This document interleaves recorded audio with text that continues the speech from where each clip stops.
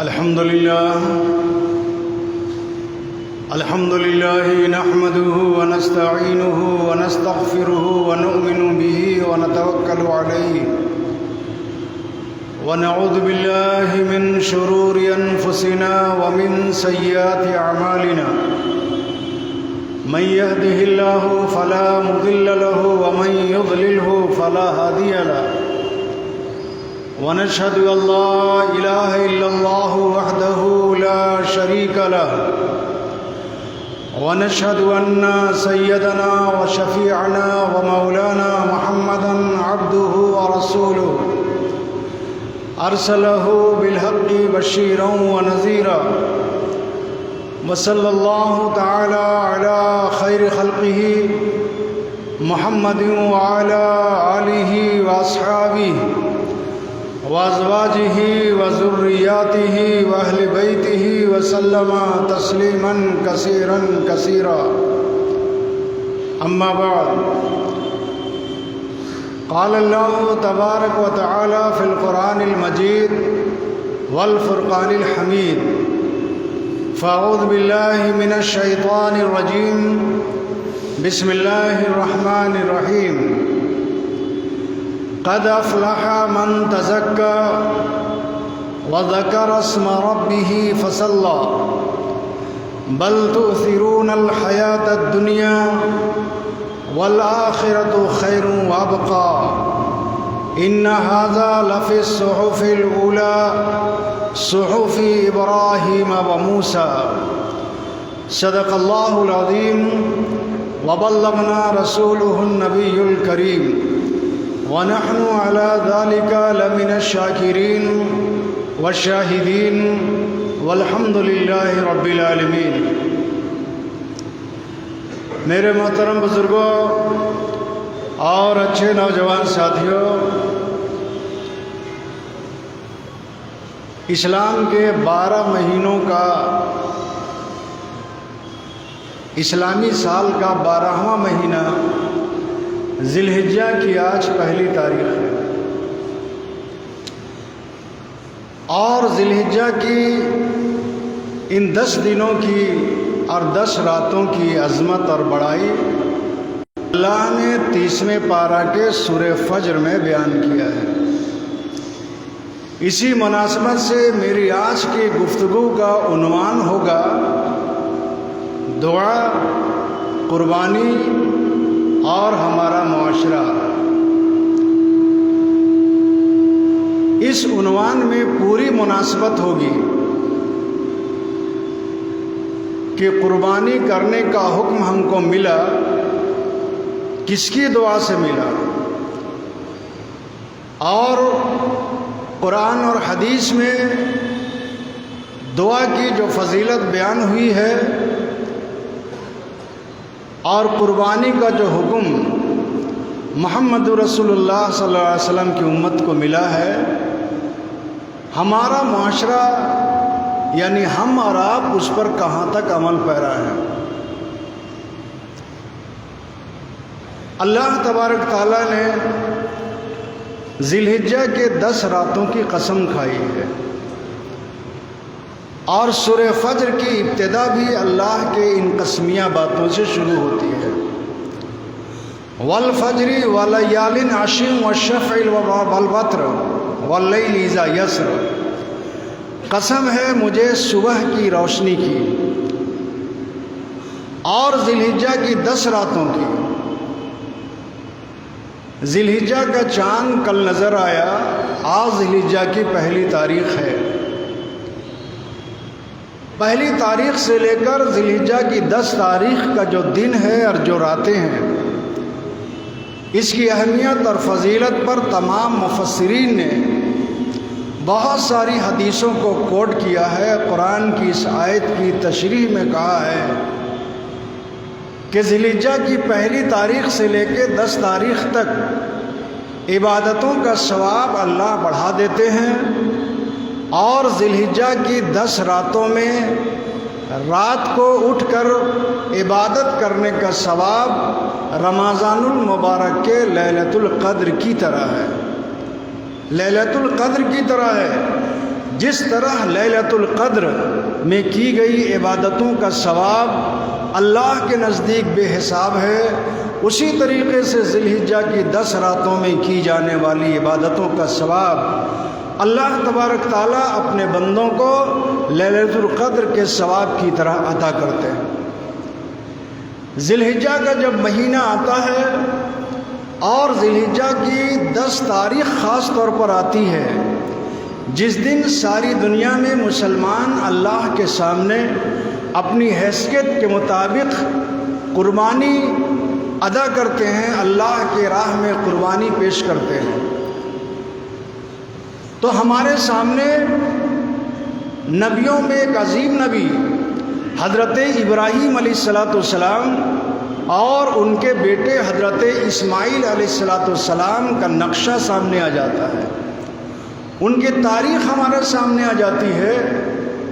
ہم پوری تفصیل کے ساتھ حضرت ابراہیم اور حضرت اسماعیل کی سیرت کو جانتے ہو یا نہ جانتے ہوں، لیکن عام طور پر مسلمان اس بات کو جانتا ہے کہ قربانی دراصل ابراہیم علیہ السلام کی سنت کو قیامت تک زندہ کر دینے کا وعدہ جو اللہ نے قرآن میں وَتَرَكْنَا عَلَيْهِ فِي الْآخِرِينَ کہہ کے ادا کیا ہے، اور اللہ نے ابراہیم علیہ السلام کو زندگی میں یہ خوشخبری بتا دی کہ ابراہیم تمہاری اس آزمائش کو، قربانی کی ادائیگی کو جو تم نے بیٹے کے گلے میں چھری چلا کر ادا کیا ہے اور اس میں تم کامیاب ہو گئے، اور یہی آزمائش نہیں، ابراہیم علیہ السلام کی زندگی آزمائشوں سے بھری ہوئی ہے۔ خود اللہ کہتے ہیں کہ وَإِذِ ابْتَلَىٰ إِبْرَاهِيمَ رَبُّهُ بِكَلِمَاتٍ فَأَتَمَّهُنَّ، ہم نے اپنے بندے ابراہیم کو بہت سی آزمائشوں میں ڈالا، وہ تمام آزمائشوں میں کھرے اترے، کامیاب ہوئے، اور اسی کامیابی کی بنیاد پر اللہ نے ابراہیم علیہ السلام کو نبیوں کا امام بنایا۔ ابراہیم علیہ السلام کی دعا قرآن کی مختلف صورتوں میں پھیلی ہوئی ہے، ان تمام دعاؤں کا احاطہ اس مختصر سی گفتگو میں ممکن نہیں ہے، لیکن ابراہیم علیہ السلام کی جس دعا کا تعلق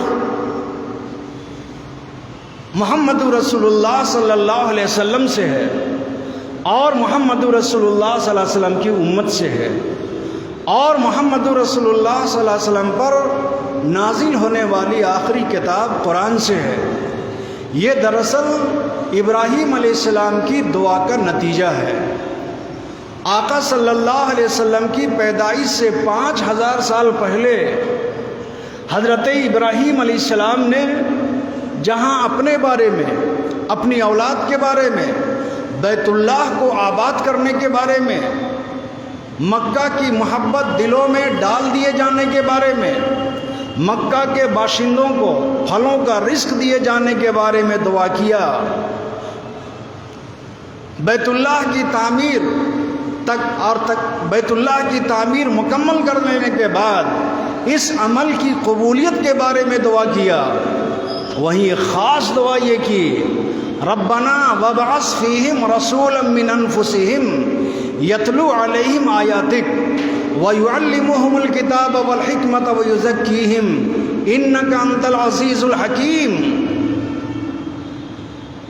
کعبہ میں کھڑے ہو کر بیت اللہ کے سامنے حضرت ابراہیم علیہ السلام نے اللہ سے یہ خاص دعا کی، اے اللہ ربنا وابعث فیہم رسولا من انفسہم، اے میرے رب میرے بیٹے اسماعیل کی اولاد میں ایک ایسا نبی بھیجنا، ایک ایسا پیغمبر بھیجنا، ایک ایسا رسول بھیجنا، یتلو علیہم آیاتک، جو ان کی اولاد کو یعنی اپنی امت کو قرآن کی آیتیں پڑھ پڑھ کر کے ان کے ایمان اور عمل کی گندگی کو صاف کرے، بے اعتقادی کو دور کرے، اللہ کی توحید ان کے دلوں میں بسائے، اللہ سے محبت کا جذبہ پیدا کرے، اللہ کے آخری رسول سے محبت کا جذبہ پیدا کرے، اللہ کے آگے سر جھکانے، اللہ کی عبادت اور بندگی کا جذبہ ان کے اندر پیدا کرے۔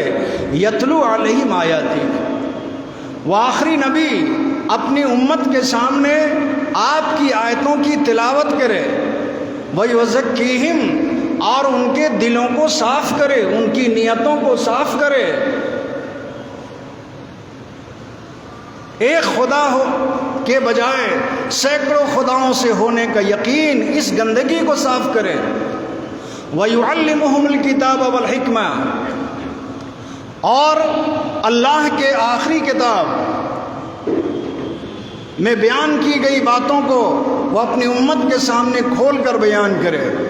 اِنَّكَ أَنْتَ الْعَزِيزُ الْحَكِيمُ، بے شک تیری ذات زبردست ہے، حکمت والی ہے، آگے اور پیچھے ہونے والے تمام واقعات کو آپ جاننے والے ہیں۔ نبی کی پیدائش سے پہلے، نبی کی دنیا میں آنے سے پہلے ابراہیم علیہ السلام نے 5000 سال پہلے دعا کی۔ ابراہیم کی دعا کی قبولیت میں 5000 سال لگ گئے۔ دعا کرنے والا کون ہے؟ ابراہیم علیہ السلام ہے، برگزیدہ پیغمبر ہیں، لیکن نبی کی دعا فوراً قبول نہیں ہوئی۔ اس آیت سے تمام علماء اور مفسرین نے لکھا ہے کہ جب نبی کی دعا قبول ہونے میں 5000 سال لگ گئے تو عام امتی کو اپنی دعاؤں کے قبول نہ ہونے کی بنیاد پر اللہ سے بدگمان نہیں ہونا چاہیے۔ ہم لوگ کہتے ہیں کہ مولانا صاحب دیکھیے نا، کون سا گناہ ہو گیا کہ کوئی کام نہیں بن رہا ہے، روز دعا کرتے ہیں، ماں دعا کر رہی ہے، بیوی دعا کر رہی ہے، بیٹی دعا کر رہی ہے، سونا چھوتے ہیں مٹی بن جاتی ہے، اور فلاں آدمی کو دیکھیے مٹی چھوتا ہے سونا بن جاتا ہے۔ دعا سے اللہ کی ذات کو ہم آزماتے ہیں۔ جس ذات سے ہم دعا مانگ رہے ہیں وہ خالق ہے، مالک ہے، اس کی مرضی چلے گی، دعا مانگنے والے کی مرضی نہیں چلے گی۔ اگر دعا مانگنے والے کی مرضی چلتی تو محمد رسول اللہ صلی اللہ علیہ وسلم نے ابو جہل کی ہدایت کی بھی دعا مانگی تھی۔ اے اللہ، خطاب کے بیٹے عمر کو اور ابو جہل کو، ان میں سے کسی ایک کو ایمان اور اسلام کی توفیق دے دے تاکہ ہم دین کی دعوت اور دین کی محنت کو مضبوطی کے ساتھ تیرے بندوں تک پہنچا سکے۔ اللہ کے رسول نے دونوں کا نام لیا تھا، لیکن اللہ نے قبول ایک کے بارے میں کیا۔ اپنے چچا ابو طالب پر خوب محنت کی تھی، دعائیں بھی کی تھی، لیکن اللہ تبارک تعالیٰ نے مشفق اور مہربان چچا کے ایمان لانے کی دعا نبی کی قبول نہیں کی۔ ابو طالب آخری حد تک ایمان کی محنت کرنے کے باوجود، اللہ کے نبی کا ساتھ دینے کے باوجود اس دنیا سے بغیر توحید کے کلمہ پڑھے ہوئے چلے گئے۔ نوح نے اپنے بیٹے کنعان کے لیے دعا کیا تھا، لوط نے اپنی بیوی کی ہدایت کے لیے دعا کی تھی، لیکن اللہ نے نبی کی دعا اپنے بیٹے کے حق میں قبول نہیں کیا۔ اللہ نے نبی کی دعا اپنی بیوی کے حق میں قبول نہیں کیا۔ معلوم یہ ہوا کہ اللہ کی ذات مختار ہے، وہ جو چاہے کرتی ہے، اور اللہ نے قرآن میں ہم مسلمانوں کو بتایا کہ دیکھو تم جو چاہتے ہو نہیں ہوتا ہے، اللہ جو چاہتے ہیں وہی ہوتا ہے، اور اللہ جو چاہیں گے وہی ہوگا۔ ابراہیم علیہ السلام نے دعا کی، اللہ کے نبی ابراہیم علیہ السلام کی دعا پر فخر کیا کرتے تھے، اور صحابہ سے کہا کرتے تھے کہ میں اپنے باپ ابراہیم کی دعا ہوں۔ اور یہ قرآن جو مجھ پر نازل ہوئی ہے، یہ قرآن بھی ابراہیم کی دعا کا نتیجہ ہے، اور میری امت بھی ابراہیم علیہ السلام کی دعا کی بنیاد پر عطا کی گئی ہے۔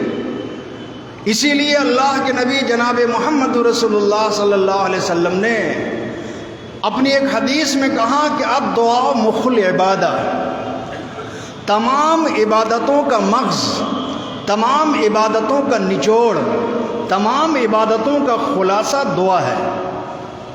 اللہ کے نبی جناب محمد رسول اللہ صلی اللہ علیہ وسلم کا فرمان ہے، میری امت کے لوگوں دیکھو، جانے انجانے یا شیطان کے بہکاوے یا نفس کے بہکاوے کی بنیاد پر جب کوئی گناہ ہو جائے، وہ گناہ چھوٹا ہو یا بڑا ہو، اس گناہ کے بعد کوئی اچھا کام کر لیا کرو، کوئی نیکی کا کام کر لیا کرو، اور فوراً اللہ سے اپنے گناہ کی معافی مانگو، دعا کرو، اے اللہ نفس کے بہکاوے کی بنیاد پر، اے اللہ شیطان کے بہکاوے کی بنیاد پر، اے اللہ میں نے یہ گناہ کر لیا۔ 2 رکعت صلاۃ التوبہ کی نماز پڑھو، کسی غریب کو کھانا کھلا دو، کسی سے 2 میٹھے بول لو، کسی کا کوئی کام بنا دو، کوئی اچھا کام کرو، قرآن کی آیتیں پڑھ لو، اللہ کے نبی پر درود بھیج دو، اللہ کی بڑائی بیان کرو، سبحان اللہ والحمدللہ اللہ اکبر، اللہ کی تسبیح بیان کرو، اور اپنے گناہوں کی معافی فوراً مانگو۔ اسی کو نبی نے کہا کہ جب بندہ گناہ کرتا ہے اور اپنے گناہوں کی معافی نہیں مانگتا، فرشتے کو اللہ حکم دیتے ہیں کہ رک جاؤ، اس نے ابھی گناہ کیا ہے، اس کو معافی مانگنے کی مہلت دو۔ فرشتہ انتظار کرتا ہے، الہی اس نے گناہ آج کیا، صبح کو کیا، شام ہو گئی، صبح ہو گئی، اس نے ابھی تک معافی نہیں مانگی۔ اللہ اپنے مومن بندوں پر مہربان ہونے کی بنیاد پر کہتے ہیں کہ رک جاؤ، ابھی بہت زیادہ دن گزرا نہیں ہے، میرا بندہ ندامت اور شرمندگی کا ایک قطرہ آنسو بہائے گا اور میں اس کے گناہ کو معاف کر دوں گا۔ فرشتہ انتظار کرتا ہے، انتظار کرنے کے بعد جب مومن اپنے گناہوں کی معافی نہیں مانگتا، تب فرشتہ نامہ اعمال میں اس کے گناہ کو لکھتا ہے، اور اس گناہ کی مثل، اس گناہ کی علامت اس کے قلب میں، اس کے دل میں ایک سیاہ نقطے کی طرح لگا دیا جاتا ہے۔ آقا نے کہا کہ پھر گناہ کرتا ہے، پھر فرشتے کو انتظار کرنے کا حکم دیا جاتا ہے، پھر بندہ گناہ سے معافی اور توبہ نہیں کرتا، پھر دوسرا نقطہ لگ جاتا ہے، حتیٰ کہ گناہ کرتے کرتے اور گناہوں والی زندگی میں ڈوب کر رہنے کی بنیاد پر اس کا دل اس کالا نقطے کے لگ جانے کی بنیاد پر دل سیاہ ہو جاتا ہے، جس کو ہم عام محاورہ میں اردو زبان بھی کرتے ہیں، کس کا دل سیاہ ہو گیا ہے، اس کا دل کالا ہو گیا ہے۔ ظاہر ہے کہ دل تو اندر کی چیز ہے، دل کو آپ نے جھانک کے کیسے دیکھ لیا؟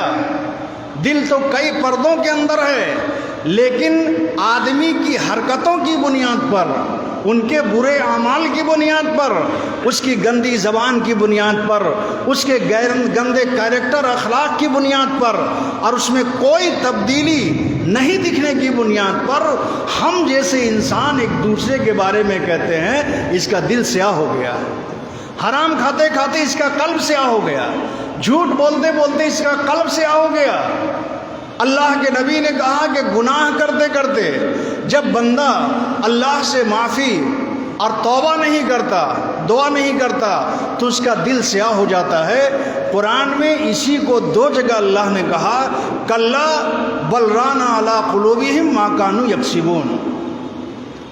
اللہ کی نافرمانی کرتے کرتے، اللہ کے رسول جناب محمد رسول اللہ صلی اللہ علیہ وسلم کی نافرمانی کرتے کرتے ان کا دل سیاہ ہو گیا ہے۔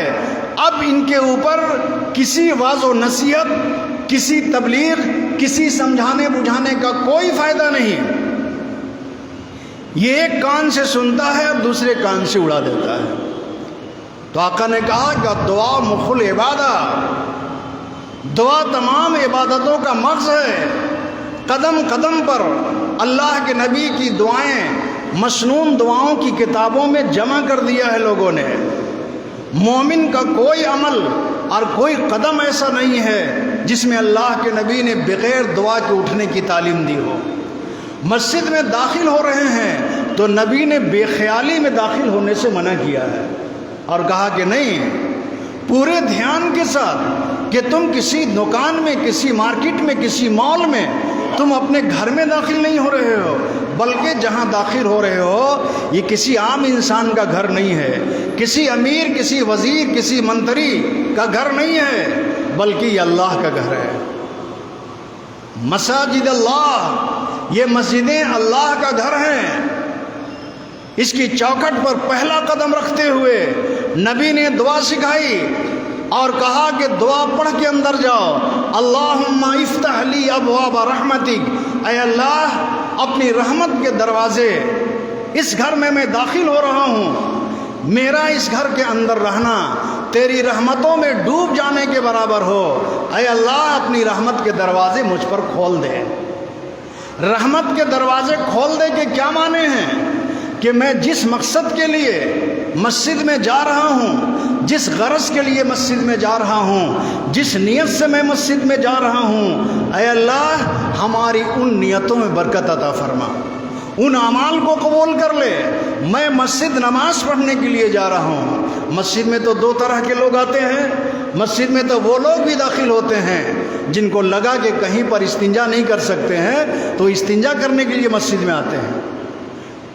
کوئی منہ ہاتھ دھونے کے لیے مسجد میں آتا ہے، کوئی مسجد کے اندر سستانے کے لیے آتا ہے، لیکن جو مومن اذان سننے کے بعد مسجد آیا ہے، جو جمعے سے پہلے، نماز سے پہلے مسجد میں آیا ہے، جو مسجد میں بیٹھ کر اللہ کے قرآن کی تلاوت کر رہا ہے، اللہ کے آخری پیغمبر پر درود بھیج رہا ہے، اللہ کی تسبیح اور بڑائی بیان کر رہا ہے، واعظ و نصیحت کی مجلس ہے تو وہاں بیٹھا ہوا ہے، ذکر کے حلقے ہیں تو ذکر کے حلقوں میں بیٹھ کر اللہ کا ذکر کر رہا ہے، سیکھنے سکھانے کا حلقہ ہے تو سیکھنے سکھانے کے حلقے میں بیٹھ کر نہیں جاننے والوں سے سیکھ رہا ہے وہ چیز جو وہ نہیں جانتا ہے۔ اللہم افتح لی ابواب رحمتک، اے اللہ تیرا گھر سراپا رحمت ہے، ہمارے لیے رحمت کے دروازے کھول دے۔ آج جب رحمت کی اس گھڑی میں، رحمت کی اس گھر میں جتنی دیر اللہ توفیق دیتے ہیں مومن رہتا ہے، اب یہاں سے نکل رہا ہے، اللہ کس گھر سے نکل رہا ہے، تب بھی اللہ کے نبی نے کہا کہ بے خیالی میں مت نکلو۔ مسجد کے اندر داخل ہوئے تھے تو میں نے تم کو تعلیم دی تھی کہ داہنا پاؤں داخل کرنا، اس لیے کہ داہنا پاؤں اور داہنا ہاتھ یہ خیر و برکت کی علامت ہے، اچھائی کی علامت ہے، اور مسجد سے نکلتے وقت بایاں پاؤں نکالنا اور بے خیالی میں مت نکل جانا، اللہ سے دعا کرنا، اللہم انی اسألک من فضلک، اے اللہ مسجد میں دکانداری نہیں کی جاتی، مسجد میں کاروبار نہیں کیا جاتا، میں مسجد سروس کے لیے نہیں آیا تھا، میں مسجد مزدوری کے لیے نہیں آیا تھا، اللہم انی اسألک من فضلک، اے اللہ اب میں جن جن چیزوں کو چھوڑ کر، دکان چھوڑ کر آیا تھا، مزدوری چھوڑ کر آیا تھا، نوکری چھوڑ کر آیا تھا، ملازمت چھوڑ کر کے آیا تھا، میں اپنی رزق کے چھوڑے ہوئے ان جگہوں میں جا رہا ہوں، اللہم انی اسألک من فضلک، اے اللہ میرے رزق میں برکت عطا فرما، اے اللہ میری دکانداری میں برکت عطا فرما، میرے کاروبار میں برکت عطا فرما۔ فضل قرآن میں روزی کو کہا گیا ہے۔ اب میں فضل آپ کا تلاش کرنے جا رہا ہوں، اے اللہ آپ کے فضل کی تلاشی میں آپ کے گھر سے نکل رہا ہوں، اس میں کامیابی عطا فرما۔ رات کو سو رہا ہے، نبی نے کہا کہ اوروں کی طرح غفلت کی مت سونا، اللہ کو یاد کر کے سونا، بستر میں جانا، تمہاری نیند میں آخری جملہ جو ہے وہ اللہ سے دعا ہوا ہے، اللہم انی اللہم باسمک اموت واحیا، اے اللہ نیند کو تیرے نبی نے آدھی موت کہا ہے، اے اللہ میں اس موت کی نیند میں جا رہا ہوں جہاں میں پوری دنیا سے غافل ہو جاؤں گا، میرے سونے پر بہت سارے لوگ جگے ہوئے ہوں گے، لیکن جاگنے والا، بیدار رہنے والا کیا کر رہا ہوگا؟ کیا گفتگو ہو رہی ہوگی، میں نیند یعنی موت کے آغوش میں چلا جاؤں گا، مجھے کوئی پتہ نہیں۔ اللہم باسمک اموت واحیا، اے اللہ میں تیرے نام سے مر رہا ہوں یعنی سو رہا ہوں، اے اللہ اپنے نام سے ہی مجھے اٹھنے کی توفیق عطا فرما۔ بندے کی آنکھ کھل گئی۔ نبی نے اس میں بھی کہا پہلے دعا کرو، اے اللہ تمام تعریف اس اللہ کے لیے ہے جس نے مجھے موت سے زندگی کی طرف جگا دیا۔ دعا کر دیا۔ قدم قدم پر کھانا رکھا ہوا ہے، نبی نے کہا کہ بے خالی میں کھانا مت کھاؤ۔ میرے بھائیوں کبھی غور تو کرو، اور کبھی کھانے میں دسترخوان میں جب بیوی بال بچوں کے ساتھ بیٹھتے ہیں تو کبھی بچوں کو تعلیماً یہ سسٹم، یہ رواج، نبی کی یہ سنت ختم ہو گئی۔ ایک دسترخوان میں اللہ کی کتنی نعمتیں جمع ہیں۔ آپ دیکھیں ایک دسترخوان میں کئی طرح کے اناج ہیں، کھانا ہے، روٹی ہے، سبزی ہے، پلیٹ ہے، کٹورا ہے، گلاس ہے، دسترخوان ہے۔ کلپنا میں چلے جائیں، تصور میں چلے جائیں، گلاس کسی فیکٹری میں بنی ہوگی، کسی ضلع میں گلاس گلاس بنایا ہوگا مزدور نے، کٹورا کسی اور فیکٹری میں بنی ہوگی، پلیٹ کسی اور فیکٹری میں تیار کیا گیا ہوگا۔ جو اناج آپ کے پلیٹ میں ہے وہ کس کھیت میں کن لوگوں نے اس پر محنت کی ہوگی۔ ہزاروں لوگوں کی محنت کا نتیجہ دسترخوان میں اللہ نے ایک جمع کر دیا۔ کیا کہ اللہ نے ایسی کھاؤ جانور کی طرح، جانور گھاس اور بھوسا کھاتے ہیں تو جانور کوئی دوا نہیں پڑتے۔ جن کا ایمان اللہ پر نہیں ہے، اللہ کے رسول پر نہیں ہے، جن کا مذہب اسلام نہیں ہے، ان کے ہاں کھانے کے وقت کوئی دوا نہیں ہے۔ لیکن جن کا ایمان اللہ کی ذات پر ہے، محمد رسول اللہ صلی اللہ علیہ وسلم کی ذات پر ہے، جو اللہ کے نبی کی سنت کے مطابق زندگی گزارنے کا وعدہ کرتا ہے، جن کا مذہب اسلام ہے اور شریعت محمدی جن کا قانون ہے، اللہ کے رسول نے کہا کہ اللہم، اے اللہ جو روزی تو نے دی ہے میں تیرے نام سے کھانا شروع کر رہا ہوں، بسم اللہ وعلا برکت اللہ، اے اللہ شروع کرتا ہوں تیری دی ہوئی اس نعمت کھانے کو میں کھا رہا ہوں، اے اللہ اس میں برکت عطا فرما۔ برکت کے معنی کیا ہیں؟ برکت کے معنی صرف یہ نہیں ہے کہ پلیٹ میں 2 روٹی ہے تو بسم اللہ پڑھنے سے 4 ہو جائے گی، نہیں، اے اللہ میں جو کھانا کھا رہا ہوں یہ میری صحت کو لگ جائے، یہ ہضم ہو جائے، اس سے مجھ کو فائدہ ہو۔ کھانا کھانے کے بعد میں بدہضمی کا شکار نہ ہو جاؤں، میرا معدہ خراب نہ ہو جائے، میں بیماری میں مبتلا نہ ہو جاؤں۔ بسم اللہ وعلا برکت اللہ، اے اللہ کھائے ہوئے ہر نوالے میں برکت عطا فرما، ہر نوالے میں صحت اور تندرستی اور فائدہ عطا فرما۔ کھانا مکمل ہو گیا، اللہ کے نبی نے کہا کہ اب جانوروں کی طرح بے خیالی میں اٹھ مت جاؤ۔ الحمدللہ، تمام تعریف اور تمام بڑے اللہ کے لیے ہے۔ الحمدللہ الذی اطعمنی وسقانی وجعلنی من المسلمین، تمام تعریف اللہ کے لیے ہے جس نے مجھ کو دسترخوان میں کھانا کھلایا اور اس دسترخوان میں پانی پلایا اور مجھ کو مسلمان بنایا اور مسلمان بنے رہنے کی توفیق عطا فرمائی۔ یہ اپنے گھر میں کھانے کی دعا ہے۔ نبی نے کہا کہ کسی نے دعوت کر دی، اس نے دعوت کی ہے، تم کو محبت میں دعوت کی ہے، عقیدت میں دعوت کی ہے، وہاں بھی دسترخوان بچھا، وہاں بھی اللہ کی نعمتیں رکھی گئیں، وہاں بھی کھانے کی مختلف قسمیں رکھی گئیں، وہاں کھانا شروع کرو اسی طرح بسم اللہ وعلا برکت اللہ۔ لیکن کھانا کھانے کے بعد جو دعا اپنے گھر میں کرتے تھے، دوسروں کے گھر میں کھانا کھانے کے بعد وہ دعا مت کرنا۔ اب دعا کرو اپنے لیے بھی اور جس نے تمہاری دعوت کی اس کے لیے۔ الحمدللہ الذی اطعم من اطعمنی، اے اللہ جس نے مجھ کو دعوت کر کے کھلایا تو بھی اس کو کھلا، وسقی من سقانی، اور جس نے مجھے چائے پلائی، دودھ پلایا، جوس پلایا، پینے کی مختلف قسمیں میرے سامنے پیش کی، اے اللہ جس نے مجھ کو کھلایا اور پلایا، اے اللہ میرے اس بھائی کو تو بھی کھلا اور پلا، اس کے رزق میں برکت دے۔ نیا چاند دیکھا تو نبی نے کہا کہ نیا چاند دیکھو تو دعا کرو، آئینہ دیکھو تو دعا کرو، ہر کام کی ابتدا میں بسم اللہ پڑھو، دعا کرو۔ الدعاء مخ العبادہ، دعا تمام عبادتوں کا مغز ہے۔ ابراہیم علیہ السلام کی دعا محمد رسول اللہ صلی اللہ علیہ وسلم کی ذات ہے۔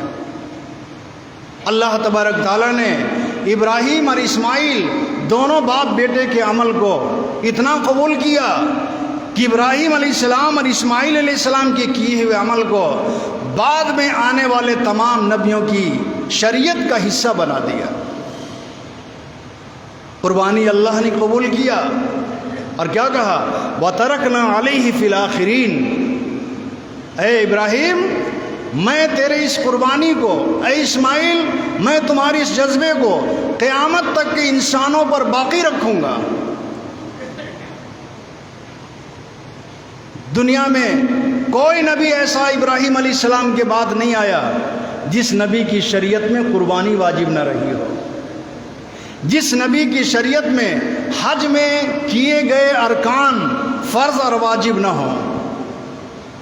اللہ تبارک تعالیٰ نے اپنے مومن بندوں پر کئی طرح کی عبادتیں فرض کی ہیں، واجب کی ہیں، کئی عبادتوں کی حیثیت سنت کی ہے، بہت ساری عبادتوں کی حیثیت نفل کی ہے۔ نماز ایک ایسی عبادت ہے جس کے لیے وقت طے ہے،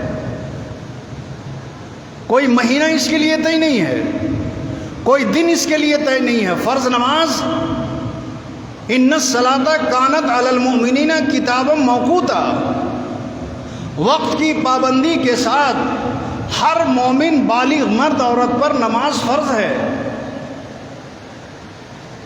بہت ساری فرض نمازوں کے آگے پیچھے سنت نماز ہے، نفل نماز ہے۔ روزے کا مہینہ طے ہے، رمضان کا روزہ رمضان میں ہی رکھ سکتے ہیں، رمضان کا پورا مہینہ،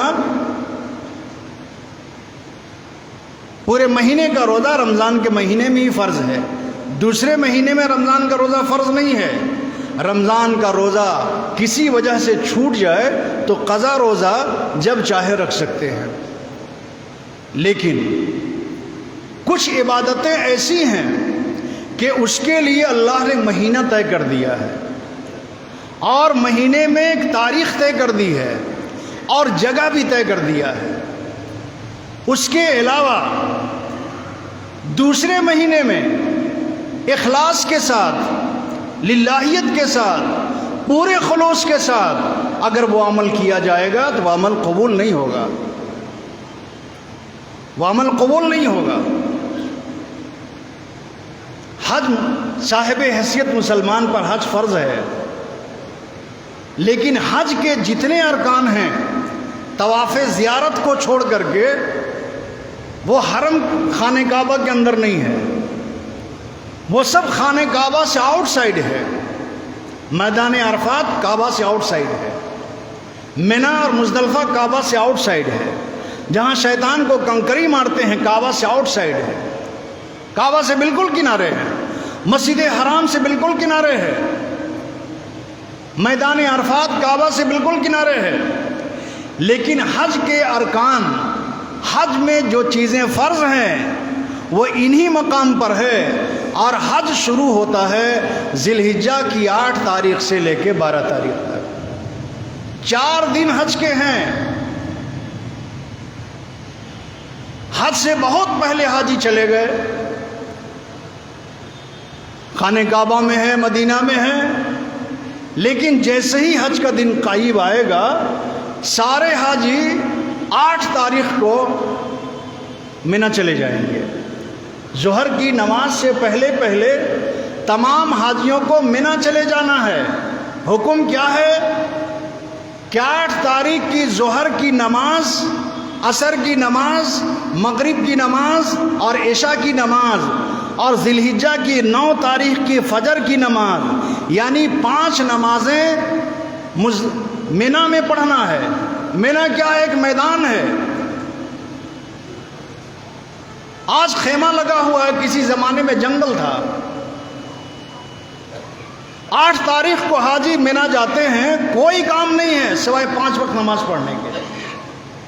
مینا جانے سے پہلے حاجی نماز پڑھ رہے تھے خانہ کعبہ میں، جہاں ایک نماز کا ثواب 1 لاکھ تھا۔ اللہ نے 1 لاکھ نمازوں کا ثواب چھڑوا دیا اور کہا کہ اب خانہ کعبہ کو چھوڑ کر مینا جاؤ۔ اب حاجی مینا چلا گیا۔ اب آج سہولتوں کا دور ہے، ایک آدمی مینا میں ہے اور ظہر کی نماز سے پہلے مینا پہنچ گیا اور اس کے پاس گاڑی کا انتظام ہے، وہ خانہ کعبہ نماز پڑھنے کے لیے آ گیا، پھر مینا چلا گیا، پھر عصر کی نماز خانہ کعبہ پڑھنے چلے آیا۔ بہت سارے لوگ تو مینا سے پیدل حرم آ جاتے ہیں۔ عصر کی نماز پڑھنے کے لیے آیا، پھر مینا چلا گیا۔ عشاء کی نماز پڑھنے حرم میں آیا، نماز پڑھ کے پھر چلا گیا۔ اس کی نیت کیا ہے کہ چونکہ خانہ کعبہ میں ایک نماز کا ثواب 1 لاکھ ہے، تو میں مینا میں بھی قیام کر رہا ہوں، ٹھہر رہا ہوں اور نماز پڑھ کے آ جا رہا ہوں۔ بتاؤ مینا میں قیام اس کا سمجھا جائے گا؟ نہیں سمجھا جائے گا۔ اللہ نے ہی کہا کہ اب 1 لاکھ کا ثواب جو خانہ کعبہ میں نماز پڑھنے کا تھا، اب میرے حکم سے تم کو یہ حکم دیا جا رہا ہے کہ اب ذی الحجہ کی 8 تاریخ کو بیت اللہ چھوڑ دو اور چلے جاؤ مینا میں۔ مینا میں کوئی کام نہیں سوائے نماز پڑھنے کے۔ 1 لاکھ کا ثواب اللہ نے چھڑوا دیا۔ پتہ چلا بیت اللہ میں جو نماز کا ثواب 1 لاکھ تھا، وہ اللہ کے حکم کی بنیاد پر تھا۔ اب اللہ نے حکم دے دیا حاجیوں کو کہ بیت اللہ چھوڑ کے، مدینہ چھوڑ کے سارے حاجی ذی الحجہ کی 8 تاریخ کو ظہر کی نماز سے پہلے مینا پہنچ جائیں اور 9 تاریخ کی صبح کی نماز تک وہاں رہے۔ یہ جگہ کی اہمیت نہیں ہے، اللہ کے حکم کی اہمیت ہے۔ اب اللہ نے کہا کہ ظہر کی نماز کے بعد، یہ 9 تاریخ کو صبح کی نماز پڑھ لینے کے بعد، سورج کے طلوع ہونے کے بعد سارے حاجی عرفات چلے جائیں۔ سارے حاجی عرفات چلے گئے اور میدان عرفات میں چند لمحے ٹھہرنا ہی اللہ کے نبی نے کہا حج ہے۔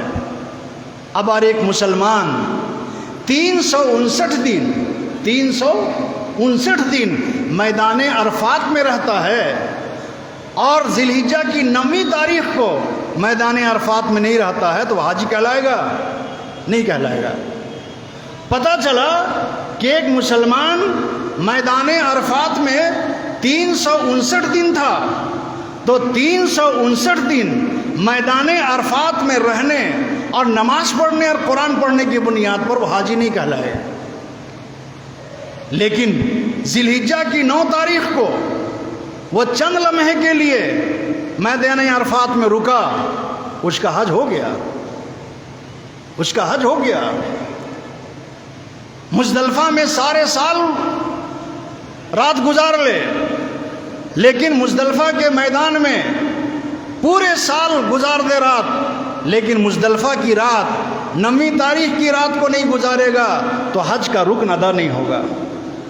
پتہ کیا چلا کہ کسی مقام، کسی جگہ، کسی دن کی اصل میں اہمیت جو ہے وہ اللہ کے حکم سے ہے، اللہ کے نبی کے حکم کی وجہ سے ہے۔ اللہ کے رسول نے کہا کہ 9 تاریخ کو میدان عرفات جانا ہے، تو میدان عرفات میں جانا عبادت بن گیا، حج بن گیا۔ نبی نے کہا کہ ذی الحجہ 9 تاریخ کی رات کو ذی الحجہ میں گزارنا ہے، سارے حاجی ذی الحجہ کے یہ مزدلفہ کے میدان چلے گئے، تو مزدلفہ کا میدان میں جانا حاجی کے لیے رکن بن گیا۔ اللہ کے نبی نے اور اللہ تبارک تعالیٰ نے جس بات کے کرنے کا حکم دیا اسی کا نام دین ہے، اور جس بات سے رک جانے کا حکم دیا اسی کا نام دین ہے۔ جانور صدقہ پوری زندگی میں جب چاہے آپ کر سکتے ہیں، عقیقہ جب چاہے کر سکتے ہیں، لیکن قربانی جب چاہے نہیں کر سکتے۔ قربانی کے لیے اللہ نے ذی الحجہ کی تاریخ طے کر دیا ہے کہ جب بھی قربانی مسلمانوں پر واجب ہوگی، اور واجب قربانی کی ادائیگی ذی الحجہ کی 10، 11 اور 12 کو ادا کی جائے گی۔ افضل ذی الحجہ کی 10 تاریخ ہے، لیکن کسی بنیاد پر کسی وجہ سے کسی نے 10 تاریخ کو قربانی نہیں کی، 11 تاریخ کو کر لے، 11 تاریخ کو نہیں کی 12 تاریخ کو کر لے۔ قربانی کے 3 دن اللہ کے نبی جناب محمد رسول اللہ صلی اللہ علیہ وسلم کی طرف سے طے کیا گیا ہے، اور یہ اللہ کی طرف سے ہے۔ اور اس قربانی کا سلسلہ ملتا ہے حضرت ابراہیم علیہ السلام پر۔ اولاد اور اولاد بھی بیٹا ہر انسان کو پیارا ہوتا ہے۔ اولاد کی محبت انسانی فطرت میں شامل ہے، اسی لیے نبیوں نے بیٹا ہونے کی دعا کی ہے، اور انہوں نے بیٹا ہونے کی دعا اپنے کاروبار کے لیے نہیں کیا، بلکہ نبوت کے مشن کو آگے بڑھانے کے لیے کیا۔ ربی حبلی من لدنک ولیہ یرثنی ویرث من آل یعقوب۔ حضرت زکریا علیہ السلام نے دعا کی، اے اللہ مجھے ایک بیٹا دے دے اپنے پاس سے۔ زکریا بیٹے کی دعا کر رہے ہو، کیا کرو گے بیٹا لے کر؟ یرثنی ویرث آل یعقوب، اے اللہ میرا وارث اور میرے باپ یعقوب اور اس کی اولاد کا وارث ہوگا۔ یعنی میں جو دین لے کر آیا ہوں، جو شریعت لے کر آیا ہوں، جس اسلام کی دعوت اور تبلیغ میں نے ساری زندگی کی، اے اللہ نبوت کے مشن کو میرا بیٹا چلائے۔ ربی حبلی من لدنک ولیہ۔ ابراہیم علیہ السلام نے بیٹا ہونے کے بعد دعا کیا، الحمدللہ الذی وہب لی علی الکبر اسماعیل و اسحاق۔ تمام تعریف و شکر اس اللہ کا ہے جس نے بڑھاپے میں ہم کو اسماعیل اور اسحاق بیٹا عطا کیا۔ بڑھاپے میں جس عمر میں اولاد سے انسان نا امید ہو جاتا ہے، اللہ کی بڑائی بیان ہو رہی ہے، الحمدللہ الذی وہب لی علی الکبر اسماعیل و اسحاق۔ تمام تعریف اور شکر اس اللہ کا ہے جس نے بڑھاپے میں ہم کو اسماعیل اور اسحاق جیسے بیٹوں سے نوازا۔ کتنی آزمائش سے گزرے، مختصر تاریخ سمجھ لیجئے۔ ابراہیم علیہ السلام کی 2 بیوی ہیں۔ پہلی بیوی کا نام سارہ ہے، پہلی بیوی کا نام سارہ ہے، دوسری بیوی کا نام ہاجرہ ہے۔ پہلی بیوی سے اولاد نہ ہونے کی بنیاد پر حضرت ابراہیم علیہ السلام نے حضرت ہاجرہ سے نکاح کیا، اور یہ ہاجرہ بھی ظالم بادشاہ کی طرف سے آپ کو تحفے کے طور پر دیا گیا، خادمہ کے طور پر دیا گیا، آپ نے لڑکی تلاش نہیں کیا۔ ابراہیم علیہ السلام کے معجزے کو دیکھ کر بادشاہ وقت نے ہاجرہ کو تحفے کے طور پر پیش کیا۔ حضرت ہاجرہ ابراہیم علیہ السلام کے نکاح میں آ گئی۔ ابراہیم علیہ السلام کے نکاح میں آنے کے بعد ہاجرہ کو اللہ نے ایک بیٹا دیا، اسماعیل۔ پہلی بیوی کے اندر ایک رشک پیدا ہوا، ایک جذبہ پیدا ہوا کہ ہاجرہ کی اولاد ہو گئی، میں بے اولاد ہوں۔ دل کے اندر ایک کڑھن پیدا ہوئی۔ ہاجرہ کے دل کی کیفیت کو دیکھتے اور محسوس کرتے ہوئے اللہ نے کہا اپنی بیوی اور بچے کو لے جا کر کے بیابان میں جہاں خانہ کعبہ ہے جنگل میں چھوڑ کر کے آؤ۔ ہاجرہ اور بیٹے اسماعیل کو لے کر چلے، اور آج جو دنیا کا سب سے خوبصورت شہر ہے، دنیا کا سب سے خوبصورت، سب سے پرسکون شہر ہے، اور جس شہر میں خانہ کعبہ ہونے کی وجہ سے امن ہی امن ہے، شانتی ہی شانتی ہے، سکون ہی سکون ہے۔ حرم کے صحن میں صرف بیٹھ جائے حاجی، جو لوگ گئے ہیں وہ محسوس کرتے ہوں گے، کوئی عمل نہ کرے لیکن حرم کے صحن میں بیٹھ جانے سے جو سکون ملتا ہے، خدا کی قسم وہ کسی نعمت سے وہ سکون حاصل نہیں ہوتی۔ خانہ کعبہ کو دیکھتے رہنے سے جو سکون ملتا ہے، وہ سکون اولاد کو دیکھنے سے نہیں ملتی، وہ سکون خوبصورت اور حسین ترین بیوی کو دیکھنے سے نہیں ملتی، وہ سکون خوبصورت ترین کسی بھی چیز کو دیکھنے سے نہیں ملتی جو خانہ کعبہ کو دیکھنے سے ملتی ہے۔ اسی لیے اللہ کے نبی نے کہا کہ خانہ کعبہ کو دیکھنا ہی عبادت ہے، خانہ کعبہ کو محبت کی نظر سے دیکھنا ہی عبادت ہے۔ لیکن ابراہیم علیہ السلام کے زمانے میں جنگل ہے، بیابان جنگل ہے، جانور تک نہیں ہیں، بہت خطرناک جنگل ہے۔ نبی خود اپنی دعا میں کہہ رہا ہے، ربی انی اسکنت من ذریتی بواد غیر ذی زرع عند بیتک المحرم، اے اللہ میں نے اپنی اولاد کو، اپنی بیوی کو، اپنے بیٹے کو بواد غیر ذی زرع، ایسے جنگل میں، ایسے میدان میں آباد کر دیا، چھوڑ دیا جہاں زندگی کی کوئی علامت باقی نہیں ہے۔ کیوں چھوڑ دیا؟ ربنا لیقیموا الصلاۃ، اے اللہ اس لیے چھوڑا ہے تاکہ ان کے ذریعے سے نمازیں قائم کی جائیں، ان کے ذریعے سے نماز کی جائیں۔ اے اللہ لوگوں کے دلوں کو ان کی طرف متوجہ کر دے اور ان کو پھلوں کا رزق عطا فرما۔ سوچئے، ہم جب سفر میں جاتے ہیں تو ہمارا دھیان بیوی بال بچوں کی طرف رہتا ہے، گھنی آبادی کے بیچ میں۔ ابراہیم علیہ السلام تو اپنی بیوی اور اپنے بیٹے اسماعیل علیہ السلام کو جنگل میں چھوڑ کے چلے آئے۔ اس سے بڑی آزمائش کیا ہوگی؟ 9 سال کا بیٹا ہوا، 8 سال کا بیٹا ہوا، اب خانہ کعبہ کی تعمیر کر رہے ہیں باپ اور بیٹے، خانہ کعبہ کی تعمیر مکمل ہو گئی۔ ربنا تقبل منا انک انت السمیع العلیم، اے اللہ میں نے تیرے گھر کو آباد کیا ہے، تعمیر کی ہے، یہ اپنا کوئی کمال نہیں ہے، یہ توفیق تیری دی ہوئی ہے، اے اللہ ہماری اس عمل کو قبول فرما۔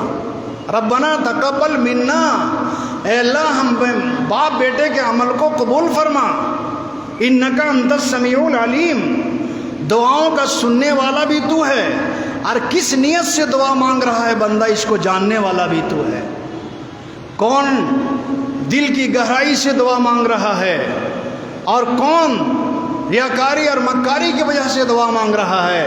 انک انت السمیع العلیم، اے اللہ اس کا جاننے والا اور اس کا دیکھنے والا اور سننے والا تو ہے۔ 9 سال کے ابراہیم ہو گئے۔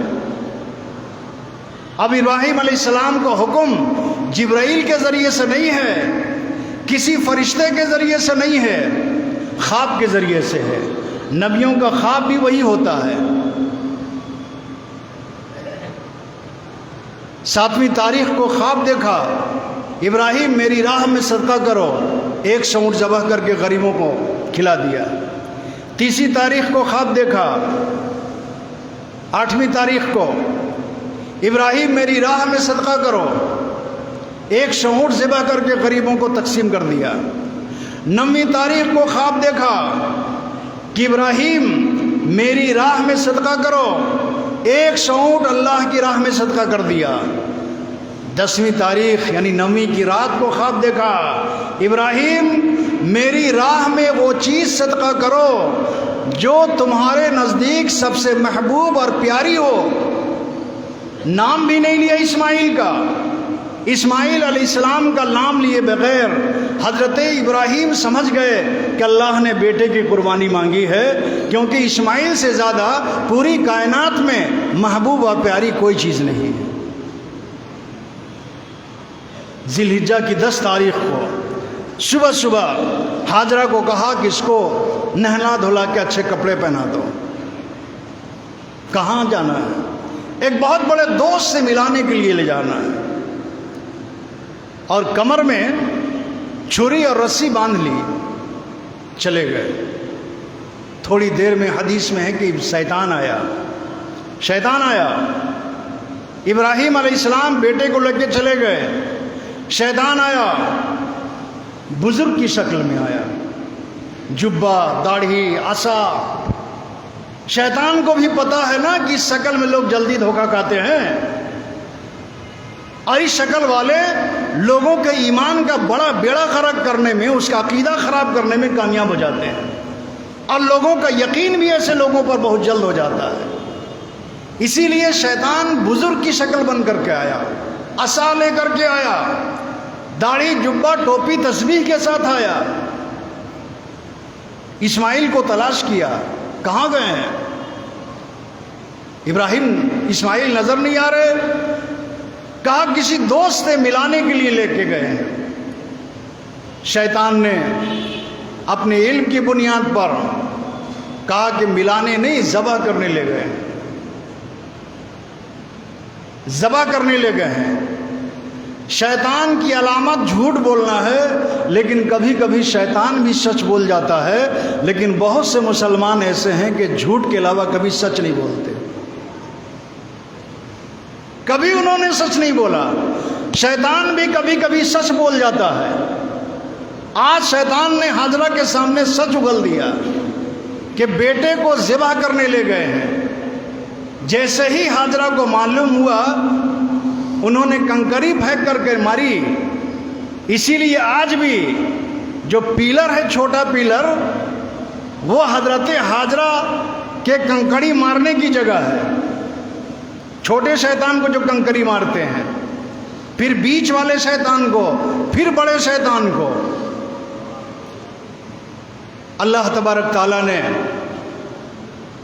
ابراہیم علیہ السلام کو اس آزمائش سے گزار دیا، اس آزمائش سے گزار دیا، اور بے دریغ چھری چلا دی. بہت تفصیلی تاریخ ہر مسلمان کو یاد ہے، ہر مسلمان کو یاد ہے کہ ابراہیم علیہ السلام نے اللہ کے حکم کی تعمیل میں اسماعیل کے گلے میں چھری چلائی. اللہ نے چھری کو منع کر دیا، خبردار، ایک رونگٹا نہیں کٹنا چاہیے. وہ اسماعیل ذبیح اللہ ہے جس کی نسل سے میں جناب محمد رسول اللہ کو لانا چاہتا ہوں. چھری بڑی مجبور ہے، اللہ کا حکم آ گیا، ایک رونگٹا بھی کٹا تو جہنم میں جلنا پڑے گا. چھری جس کے ہاتھ میں ہے وہ بھی نبی ہے، اور چھری کی نوک جس کے گلے میں وہ بھی نبی ہے. اوپر بھی نبی، نیچے بھی نبی، اور اللہ کا حکم ہے کہ خبردار، ایک رونگٹا نہیں کٹنا چاہیے. چھری گردن کے سائڈ سے نیچے جو تخت اور پٹرا رکھا ہوا تھا وہاں گزر گئی. آسمان سے دمبا آیا، اللہ نے حکم دیا اس دمبے کو ذبح کر کے لے جاؤ. وَفَدَيْنَاهُ بِذِبْحٍ عَظِيمٍ. ابراہیم، یہ بہت بڑی آزمائش تھی، جس آزمائش میں تم کھرے اترے. وَتَرَكْنَا عَلَيْهِ فِي الْآخِرِينَ. اور میں تمہاری سنت کو، تمہاری اس قربانی کو آنے والی تمام امتوں پر جاری رکھوں گا. وَسَلَامٌ عَلَىٰ ابراہیم. اللہ کی طرف سے سلام ہو ابراہیم علیہ السلام پر. ابراہیم علیہ السلام کی دعا، اللہ کے نبی کی ذات، ابراہیم علیہ السلام کی دعا قربانی. اور آج ہمارے ہاں قربانی کیا ہو رہی ہے؟ کون قربانی کر رہا ہے؟ کس ٹائپ کے لوگ قربانی کر رہے ہیں؟ ہماری قربانی جو ہو رہی ہے کن اعمال کی بنیاد پر ہو رہی ہے؟ اللہ نے سورہ نحر میں کہا کہ انا اعطینا کل کوثر. اے میرے محبوب، ہم نے آپ کو حوض کوثر عطا کیا. فصل لربک وانحر. اللہ ہی کے لیے نماز پڑھیے اور اللہ ہی کے لیے قربانی کیجیے. یعنی نماز پڑھیے، اس کے بعد قربانی کیجیے. قرآن میں یہ نہیں ہے کہ نماز نہیں پڑھیے اور صرف قربانی کیجیے. اللہ کے نبی نے کہا من اقام الصلاۃ فقد اقامہ الدین، جس نے نماز کو قائم کیا اس نے دین کو قائم کیا۔ ومن ترکہا، اور جس نے نماز کو چھوڑ دیا، فقد ہدم الدین، اس نے دین کو ڈھا دیا۔ نبی نے دوسری حدیث میں کہا من ترک الصلاۃ متعمدا فقد کفر، جس نے جان بوجھ کر کے نماز چھوڑ دی اس نے کفر کیا، اللہ اور اللہ کے رسول سے سرکشی اور بغاوت کی۔ قربانی میں جو دعا کرتے ہیں انی وجہت وجہی للذی فطر السماوات والارض حنیفا وما انا من المشرکین، اے اللہ میں تمام دنیا سے رخ پھیر کر کے تیری طرف متوجہ ہو رہا ہوں، تیری طرف جھک رہا ہوں۔ انی وجہت وجہی للذی فطر السماوات والارض، میں نے زمین و آسمان کی تمام چیزوں سے رخ پھیر کر کے تیری طرف رخ کر لیا ہے۔ کتنے قربانی کرنے والے ہیں جنہوں نے اللہ کی طرف رخ نہیں کیا، بازار کی طرف رخ کیا، کاروبار کی طرف رخ کیا، اللہ کے گھر کی طرف رخ نہیں کیا، نماز کی طرف نہیں کیا۔ دعا کرتا ہے ان صلاتی و نسکی و محیای و مماتی للہ رب العالمین، میری نماز، میرا روزہ، میری موت اور میری زندگی سب اللہ کے لیے ہے۔ یہ وعدہ ہم جھوٹا نہیں کر رہے ہیں تو کیا کر رہے ہیں؟ قربانی کا جانور تندرست دیکھ رہے ہیں اور دیکھنا چاہیے۔ قربانی کا جانور موٹا تازہ دیکھ رہے ہیں، فروا دیکھ رہے ہیں، تندرست دیکھ رہے ہیں۔ قربانی کا جانور اگر پلٹ کے کہہ دے، اگر زبان ہوتی، اے صحت مند جانور تلاش کرنے والے، اے خوبصورت جانور تلاش کرنے والے، قربانی کے لیے تیرا ایمان خوبصورت ہے کہ نہیں؟ تیرے اعمال خوبصورت ہے کہ نہیں؟ تیرے اخلاق دیکھ کتنے گندے ہیں، تیری زبان دیکھ کتنی گندی ہے، تیری آنکھیں کتنی گندی ہیں، تیرے غیبت، تیرے کان غیبت اور چغلی سن سن کر کے پک گئے ہیں۔ تو میرا کان دیکھتا ہے کہ کٹا ہوا ہے یا نہیں؟ تو نے کبھی اپنا کان دیکھا کہ تو نے کتنی برائی کی؟ تو میری زبان دیکھ رہا ہے، میرا منہ دیکھ رہا ہے کہ میرے دانت ہے کہ نہیں؟ تو 32 دانت رکھنے والا، اور اس 32 دانت کے بیچ زبان رکھنے والا، تو نے اپنی زبان سے کتنے لوگوں کا دل دکھایا، کتنے لوگوں کا دل توڑا، کتنے لوگوں کو تکلیف دی۔ میرے پاؤں اور میرے ہاتھ پاؤں صحیح سلامت دیکھنے والا، کبھی اپنے پاؤں تو دیکھ کہ تیرے پاؤں ظلم اور گناہ کی طرف کتنی بار اٹھے، تیرا ہاتھ کمزوروں پر اٹھا، تیری آنکھیں غیر محرم عورتوں کی طرف گئیں۔ کبھی دیکھو تو صحیح، اگر جانور پلٹ کے اللہ زبان دے دے، جیسے نوح علیہ السلام کے بارے میں حدیث میں ہے کہ نوح علیہ السلام کا اصل نام عبد الغفار تھا، عبد الغفار۔ نوح علیہ السلام دعوت اور تبلیغ کے لیے محلوں میں نکل رہے ہیں، ایک گلی پر سے گزرے تو ایک کتا، خارش زدہ کتا، کھجلی والا کتا جس کا سارا بال جھڑ جاتا ہے، ابراہیم علیہ السلام دامن بچاتے ہوئے نکل گئے حقارت سے۔ اللہ نے کتے کو زبان دے دی اور کہا کہ اے نوح، جس اللہ نے مجھ کو کتا بنایا اسی اللہ نے تجھے نبی بنایا، اور یہ خارش کی بیماری میں نے خود نہیں پیدا کی، اسی خالق و مالک نے یہ بیماری دی ہے۔ جس خالق و مالک نے آپ کو پیدا کیا اور آپ کو نبوت سے سرفراز کیا، آپ نے مجھ پر اعتراض نہیں کیا، میرے بنانے والے پر اعتراض کیا ہے۔ آپ نے نقش پر اعتراض نہیں کیا ہے، نقاش پر اعتراض کیا ہے۔ کتے کی زبان سے یہ بات سننے کے بعد نوح علیہ السلام اس قدر روتے تھے کہ نوحا ینوح، نوحن کے معنی عربی میں رونے والا ہے، نام ہی نوح پڑ گیا۔ اب ساری دنیا اس نام سے نہیں جانتی، اور قرآن میں بھی اللہ نے نوحی کے نام سے سورہ نوح نازل کیا۔ نوح نام پڑ گیا رونے کی وجہ سے۔ اگر قربانی کا جانور جس کو ہم بہت الٹ پلٹ کر کے دیکھتے ہیں، اللہ زبان دے دے اور ہمارے ایمان، ہمارے عمل، ہمارے اخلاق، ہمارے کریکٹر، ہمارے گندے معاملات اور ہماری گندی نیتوں پر قربانی کا جانور سوال کرا کر دے، ہم شرمندگی سے بازار جانے کے قابل نہیں رہیں گے، جانور لینے کے قابل نہیں رہیں گے۔ اسی لیے اپنے ایمان اور اپنے عمل کا محاسبہ کرنا چاہیے۔ جن لوگوں کی زندگی میں نماز نہیں ہے وہ قربانی کر کے اللہ کو کیا دکھانا چاہ رہے ہیں؟ اللہ کو کیا ثابت کرنا چاہ رہے ہیں؟ جانور اللہ کی راہ میں قربان کرنے کی دلیل یہ ہے کہ اللہ تیرے دین کے لیے اس قربانی کرنے والے کی جان اگر ضرورت پڑے گی تو میں وہ جان دے دوں گا۔ یہ جان کیا دے گا؟ 10 منٹ کا وقت نہیں دے رہا ہے، کاروبار نہیں چھوڑ رہا، گھر نہیں چھوڑ رہا ہے، مزدوری نہیں چھوڑ رہا، اللہ کے سامنے نہیں جھک رہا ہے، اور دعویٰ اتنا بڑا کر رہا ہے کہ تیرے دین کے لیے، تیرے حکم کی تعمیل کے لیے اگر میری جان، میرا مال قربان کرنے کی ضرورت پیش آئے تو میں سب پیش کر دوں گا۔ ایک نوجوان سے ایک مرتبہ ملاقات ہوئی تو غیر معمولی طور پر میں نے اس کے چہرے پر کھسکھسی داڑھی دیکھ کے مبارکباد دی۔ ہمیشہ کلین شپ دیکھتا تھا۔ ہم نے کہا کہ سلام کے بعد کہا کہ مبارک ہو، داڑھی رکھ لی ہے۔ کہا کہہ رہے نہیں وہاں سے اب داڑھی نہیں رکھے ہیں، اصل میں قربانی کر رہے ہیں نا، اس لیے داڑھی چھوڑ دیا ہے۔ ہم نے کہا کہ چلو بھائی، عارضی نیت ہے، اس کو اللہ مکمل کر دے، بعد میں بھی داڑھی رکھ لینا۔ کہا کہہ رہے مولانا صاحب داڑھی تو رکھ لیں گے لیکن داڑھی رکھ کر کے گناہ کرنا بڑا مشکل ہے۔ تو کہا گناہ چھوڑ دیجئے، دعا کیجئے اللہ گناہ نہیں کریں۔ کہا کہ آج کے دور میں ممکن ہے کہ آدمی گناہ نہیں کرے؟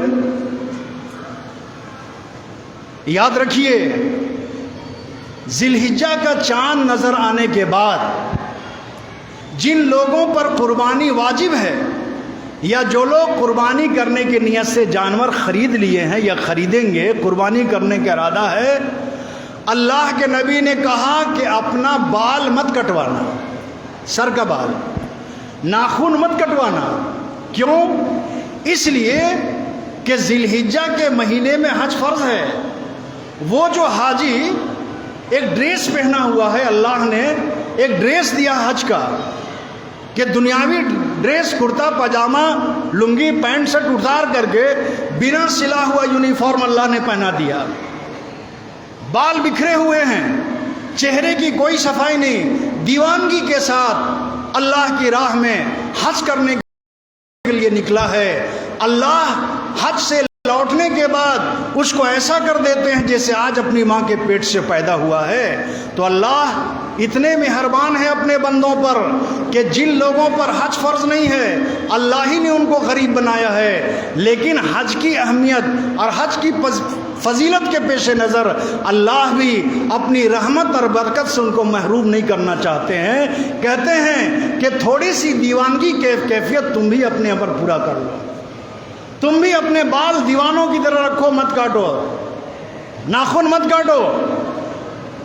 اس معمولی مشابہت کی بنیاد پر تھوڑی سی فوٹو کاپی کر لو حاجیوں کی، تو جو ثواب ہم حاجیوں کو مینا میں عطا کریں گے، جو عرفات میں عطا کریں گے، جو مزدلفہ میں عطا کریں گے، جو رمی جمار کے وقت عطا کریں گے، جو طواف زیارت کے وقت عطا کریں گے، جو قربانی کے وقت عطا کریں گے، اے میرے نبی جناب محمد رسول اللہ صلی اللہ علیہ وسلم کی امت کے لوگوں، تھوڑی سی مشابہت، تھوڑی سی فوٹو کاپی ان حاجیوں کی اختیار کر لو، تو حج کے اس ثواب اور حج کی اس فضیلت سے اور حج کے اس اعزاز و اکرام سے اور میں اپنی رحمتوں سے تم کو نوازوں گا، اس لیے کہ واللہ غنی حمید، اللہ بے شمار دینے والا ہے، اللہ گمان سے اوپر اٹھ کر کے دینے والا ہے۔ ہمارے مانگنے کی ایک حد ہے، اللہ کے دینے کی کوئی حد نہیں ہے۔ ہمارے دینے کی ایک اوقات ہے، اللہ ہماری اوقات سے زیادہ دیتے ہیں، اللہ ہمیں امیدوں سے زیادہ دیتے ہیں۔ اس لیے ہے داڑھی کٹانے اور بڑھانے کا حکم کہیں نہیں ہے کہ داڑھی چھوڑ دو اور 10 دن تک جو ہے سیلون خالی ہو، اور 10 دن کے بعد قربانی کرنے کے بعد سیلون کے دکانیں بھیڑ لگی ہوئی۔ اچھا، دوسری بات، حکم کے اعتبار سے مستحب ہے، ذی الحجہ کا چاند نظر آ گیا، جن لوگوں کو قربانی کرنی ہے وہ داڑھی، وہ بال اور ناخن نہ ترشوائیں، نہ کٹوائیں، یہ مستحب ہے۔ مستحب کس کو کہتے ہیں؟ کہ عصر کے فرض کی نماز سے پہلے 4 رکعت سنت ہے، اس سنت کو پڑھیں گے تو ثواب ہوگا، نہیں پڑھیں گے تو گناہ نہیں ہوگا، ٹھیک ہے نا؟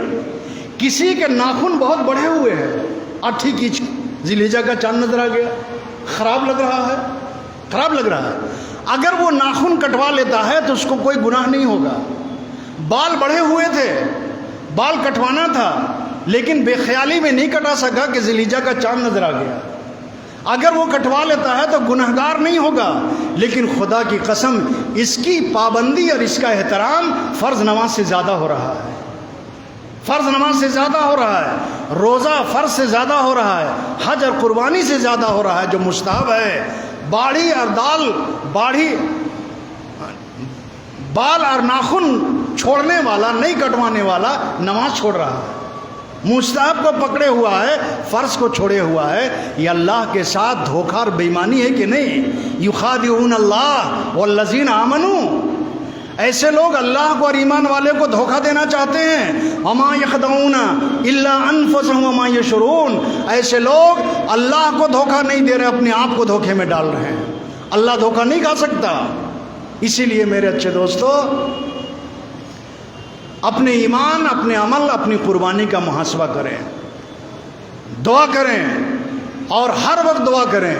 قربانی کا جانور خریدیں تو دعا کریں، جانور ذبح کریں تو دعا کریں۔ قدم قدم پر اللہ کے نبی نے امت کو دعا سکھائی ہے۔ اب تو ہمارے ہاں ایسے سیکولر لوگ پیدا ہوئے کہ جن کو دعا ہی سے نفرت ہے، دعا سے ہی نفرت ہے، جنہوں نے سیکولرزم کی بنیاد پر، بے دینی کی بنیاد پر، اللہ کے نبی کی سیرت اور سنت سے دوری کی بنیاد پر، اب ان کے نزدیک لمبی دعا نہیں ہونی چاہیے، مختصر دعا نہیں ہونی چاہیے، دعا ہی نہیں ہونی چاہیے، دعا سے ان کو نفرت ہے۔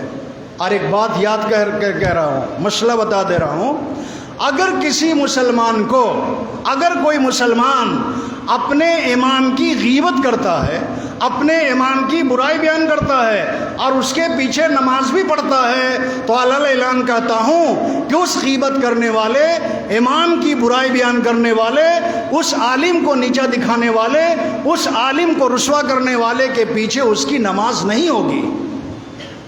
آپ اس امام کی برائی بھی بیان کر رہے ہیں، غیبت بھی کر رہے ہیں اور اس کے ساتھ نفرت بھی کر رہے ہیں اور اس کے پیچھے نماز بھی پڑھ رہے ہیں، یہ دوہرا ماپ اسلام میں نہیں ہے، منافقت اسلام میں نہیں ہے۔ منافقت ہمارے سماج میں ہو سکتا ہے، اسلام میں منافقت نہیں ہے۔